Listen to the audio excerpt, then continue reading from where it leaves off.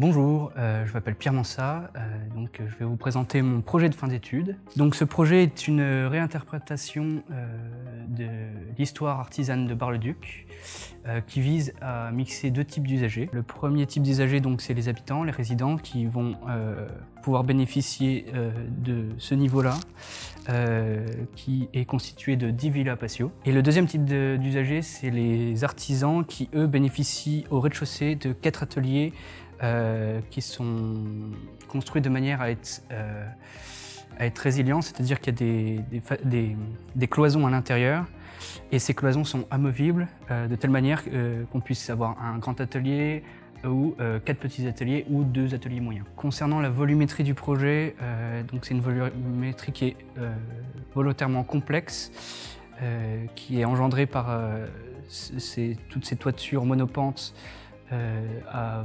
orientation diverses et variées. Étant donné que le projet est assez dense, il s'étale sur toute la parcelle, la nécessité c'était de venir éclairer les logements par des dispositifs de cour intérieure, donc toujours dans cet esprit d'îlot type, avec ces cœurs d'îlot. Donc il y a 3 cœurs d'îlot qui se déploient au centre du projet, qui viennent créer des reculs de façade et des apports de lumière pour les logements sur l'étage supérieur. Ça vient aussi éclairer du coup les ateliers, parce que les ateliers sont en contact direct avec ces différents cœurs d'îlot.